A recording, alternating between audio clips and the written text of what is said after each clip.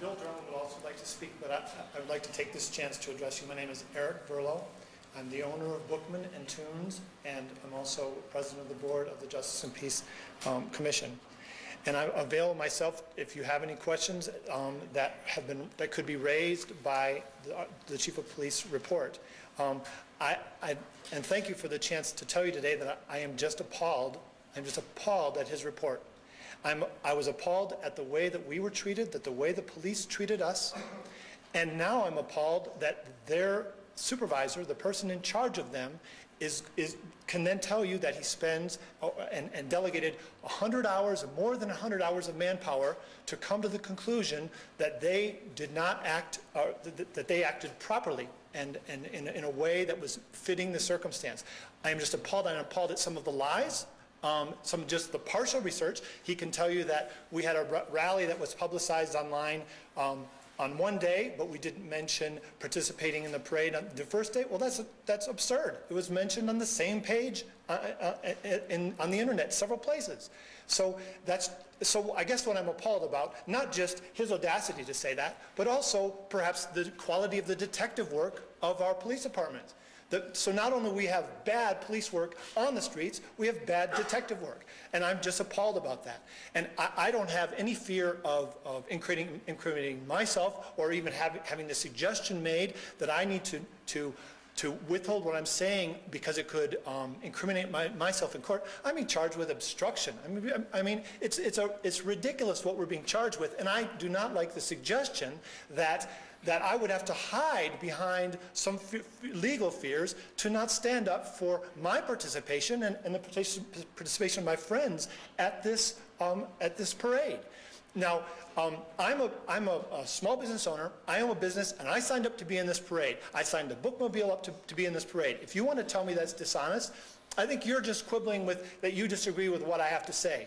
I didn't have to specify anything, as indeed I believe that the police, the fire department did not have to specify that they were going to have Hooters girls riding along with them and marching along in their entry. It didn't say that on their entry, and the Hooters girls are promoting what?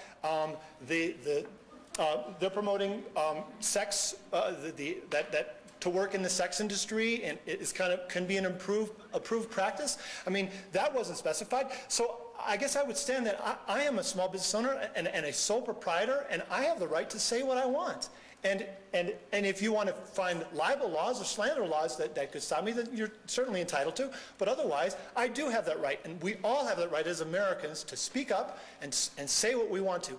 And then if we are offending somebody or if we are breaking a law, a police officer can address us and say, you may not do that, or I'm here to enforce a particular law, and I have to command you to stop that.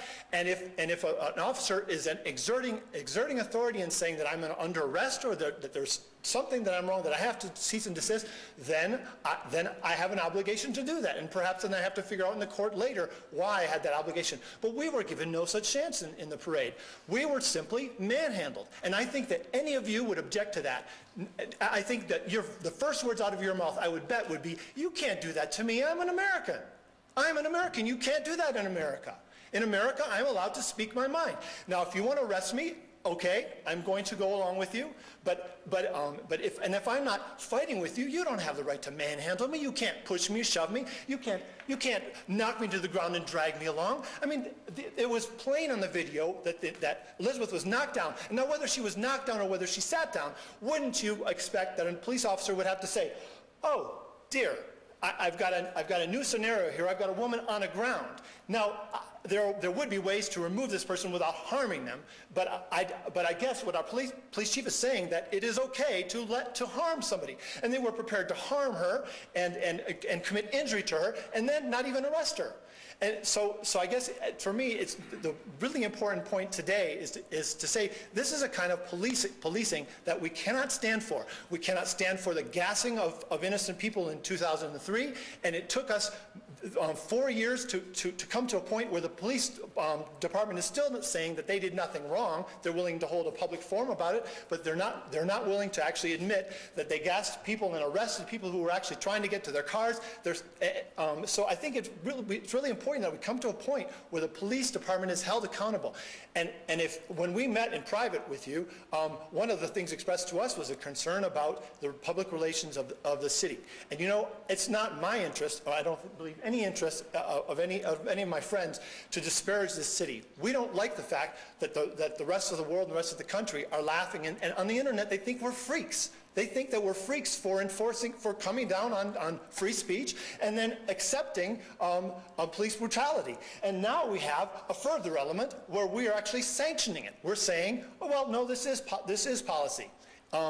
And apparently, if you can't abide by some rules of some agreement, then you are not free to speak. You're not free to do as you please. So I think this is our opportunity. If we can, we've asked for it before, but if we can have a public meeting where you have the public, members of the public, members of the citizens who can come in and ask and express their concern that maybe that they're going to be brutalized. They would like some assurance from the police chief that they're not going to be brutalized, and perhaps out of that we could establish a citizen review board, because it appears to me that looking to our police chief to say, is this okay? And he's right now prepared to say, yes, this is okay. Well, I'll bet there are tons of people, including you yourselves, who will agree that that is not okay, and somebody else better be looking over this, because it's not in good hands right now.